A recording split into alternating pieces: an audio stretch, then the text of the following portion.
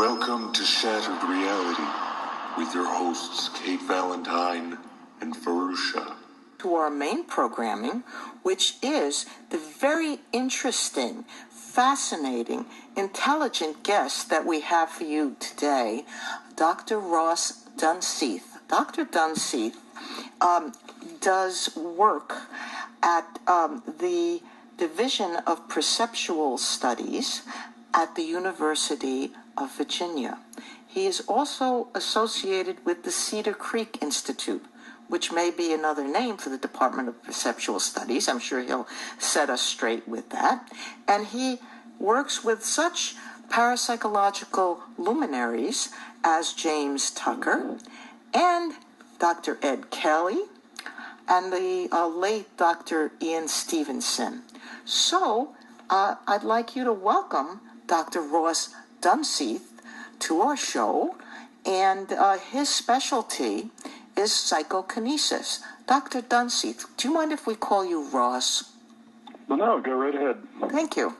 So I do EEGs and MRIs, and I was wondering, since you do have some of the subjects that do this, have you seen anything that would take the so-called paranormal into the normal range? I mean, have you any evidence of changes in brainwaves or anything of that nature? Well, of course, that's what we're after. Mm-hmm. And I've got a bunch of preliminary data. We just came off of a 1.5-year pilot study. And there's two tasks that we have to make happen for these kinds of studies. One of them is we have to be able to reliably detect quote-unquote PK and do it electronically so we can merge that data in simultaneously with the physiology, the EEG data. So we end up having to run these things in controlled trials. They're timed. You have to do several of them. Like my standard protocol right now is 48 trials, 48 seconds each, alternating between rest and PK. And as you can see, that's a difficult task to get somebody to turn PK on and off like that. Oh, yeah. And also in the process of doing that, we accumulate mountains of data. So, and it took a while as well to get all these various protocols programmed and all the hardware and everything running synchronized and whatnot. So my pilot study that I just finished, I've got significant results. And out of those significant results in terms of getting PK hits, I was running EEGs on, I would say, 2 really good prospects for seeing something. But what I can say preliminarily is that in one case, the person has a really odd, EEG. It's a very odd activation in the PK mode versus his rest mode. And it's like changing in frequency. The spectral peak frequency is shifting as you go along his head. So mapping across spatially, across the brain, there's a different frequency. From a certain part of the brain is a different frequency? Yeah. And then also there's some weird anti-symmetry. So one side is set up in one way, and the other side is sort of the opposite of it. In other words, like one side of the head, the electrodes have a spectral peak at a certain frequency, and the other side, it's a deep dip. Like that frequency is like gone; it's missing. So, oh my goodness! Yeah, this is all very preliminary. Does this have to do with the dominance of the right or left hemisphere, or am I listening wrong? Am I hearing wrong? I'm not getting it.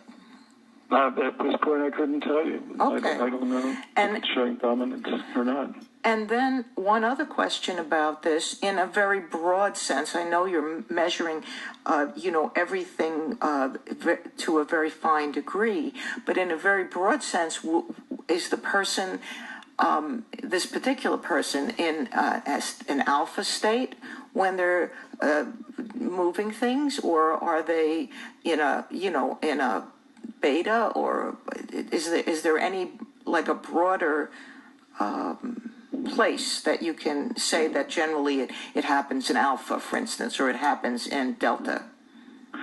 Well, that was the odd thing about this particular person. It was extending along a range of frequencies that you couldn't even say that anymore. It was running from like theta all the way down through alpha.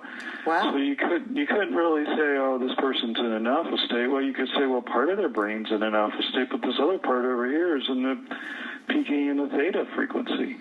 Wow. Did you use a control subject at the same time? Was there someone whose EEG you were measuring and finding sort of what I guess would be referred to as normal EEG? No, that's they do that.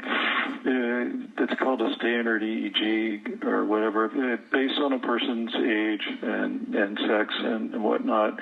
There's kind of what you would expect to see in a standard EEG, and well, eventually we'll trundle that out and compare. But I can already say this person doesn't have a standard looking EEG. Like you see, it sounds like nothing like it, actually. No, I've never seen any. I've seen a fair amount of EEGs over the years, and I have not seen one that looked like that.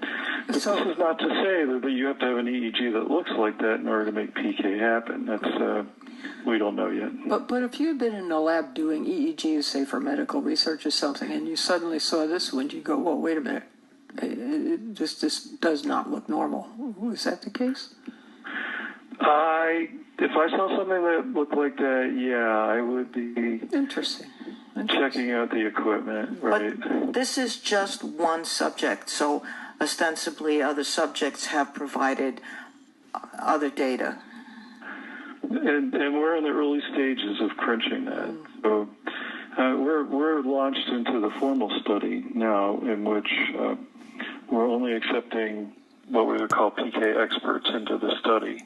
Cool. So in order to get into the study, you've got to pass a preliminary exam. We'll call it a screening test. And we have one person that's done that so far. Demonstrable PK, we will call it. Yeah, he did it remotely. So we run remote experiments as well. That's one of our screening tools. We can get a person on Skype and let them run through the protocol, 48 trials, 48 seconds each, rest versus PK, and he got significant results. So he visited the lab. He's a healer. He does energy healing. Oh, I think I might have an idea who that might be. I don't know.